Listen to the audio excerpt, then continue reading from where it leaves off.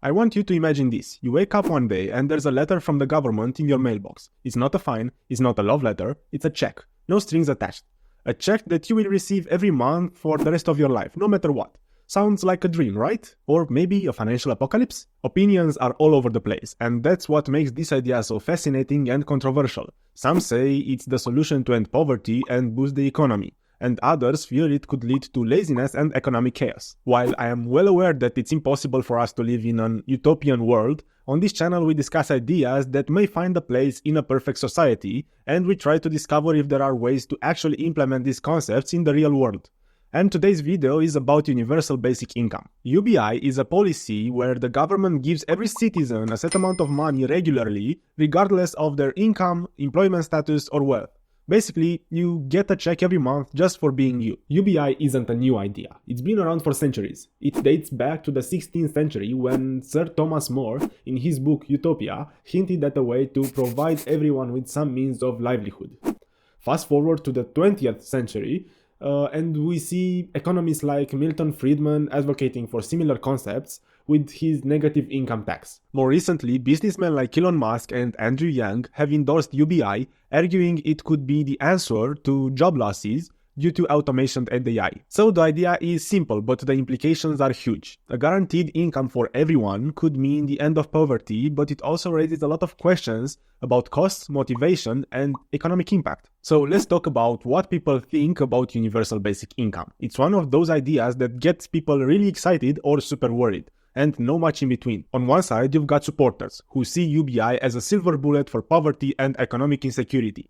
They argue that giving everyone a basic income would empower people to pursue education, start businesses, and take care of their families without the constant stress of making ends meet. Take Andrew Yang, for example. During his 2020 presidential campaign, he made UBI a central part of his platform, calling it the freedom dividend. Yang argues that with automation and AI taking over jobs, we need a new way to ensure everyone can live with dignity.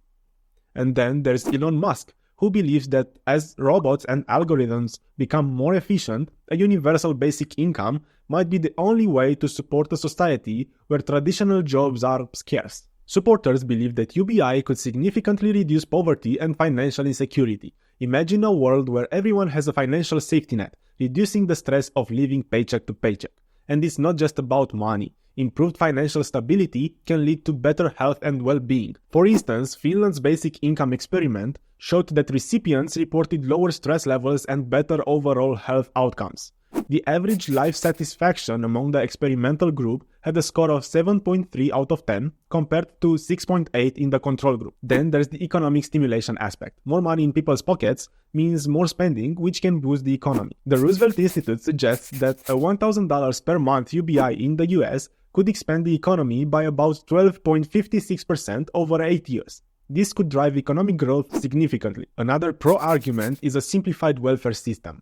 Instead of a complicated web of social programs, UBI offers a straightforward approach. Everyone gets the same amount. This could reduce bureaucracy overhead and make social support more efficient. But it's not all sunshine and rainbows. Like any good debate, there's another side to the story. One major concern is the high cost of implementation.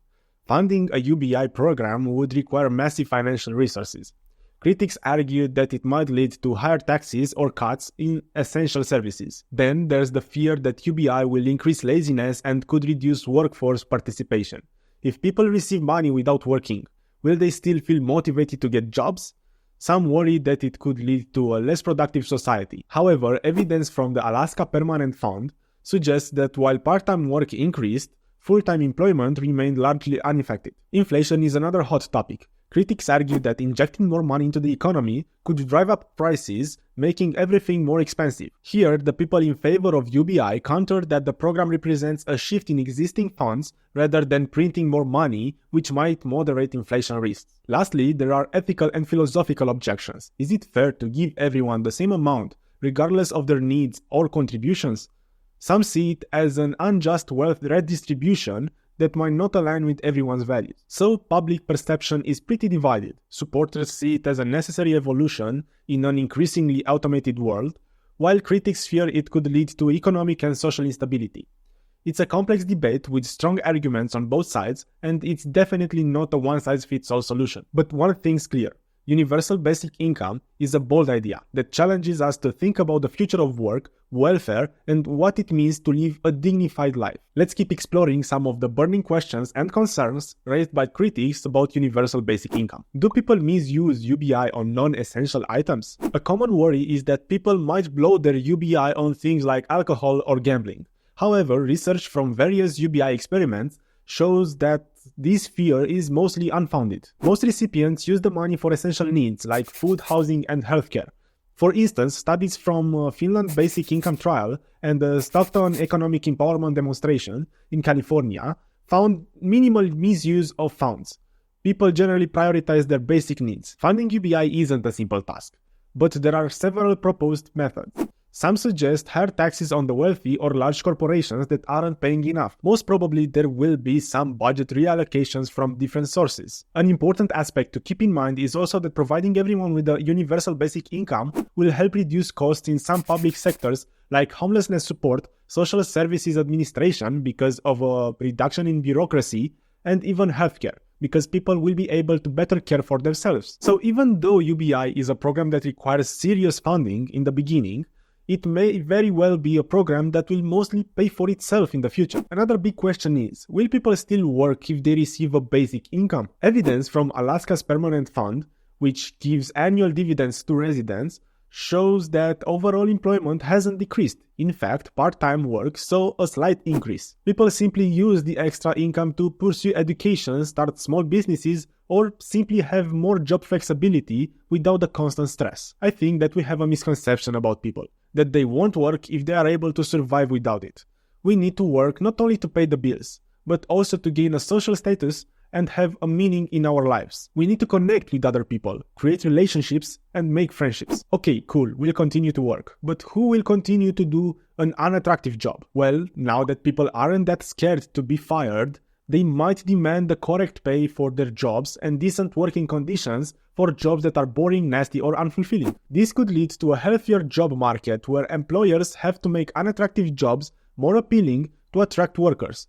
So UBI might be a solution to stop companies profit from desperate people who will do anything just to stay alive. Okay, but won't inflation rise like crazy if you give everyone extra money? Some people worry that more money in circulation could drive up prices. However, advocates argue that UBI would be more of a reallocation of existing funds rather than printing new money, which helps mitigate inflation risks. Essentially, it's shifting how money is distributed within the economy, not increasing the total amount. Studies suggest that UBI can help the economy rather than harm it. As we talked before, the Roosevelt Institute's analysis indicates that a $1,000 monthly UBI in the US could expand the economy by about 12.56% over 8 years. By boosting consumer spending, UBI could stimulate economic growth. Now that we've covered the basics and the big questions, let's dive into some real-world case studies. First up, let's talk about Alaska Permanent Fund. Since 1982, the Alaska Permanent Fund has been distributing annual dividends to all residents from the state's oil revenues. In 2021, each resident received around $1,114. This program is often cited as the closest thing we have to a real-world UBI. The impact on local economies has been significant. With extra money in their pockets, residents can spend more, boosting local businesses and stimulating economic activity. Importantly, studies show that these payments haven't reduced overall employment. In fact, as we talked before, part-time work has increased by about 17%, while full-time employment remained largely unaffected. So, Alaska's experiment gives us a glimpse into how UBI can support economic stability and growth without discouraging people from working. Next, let's travel to Finland. In 2017-2018, Finland ran a basic income experiment, providing 2,000 unemployed citizens with a monthly income of about 560 euros per month. The goal was to see how this income support would affect their lives. The results were promising. Participants reported lower stress levels and improved mental and physical health.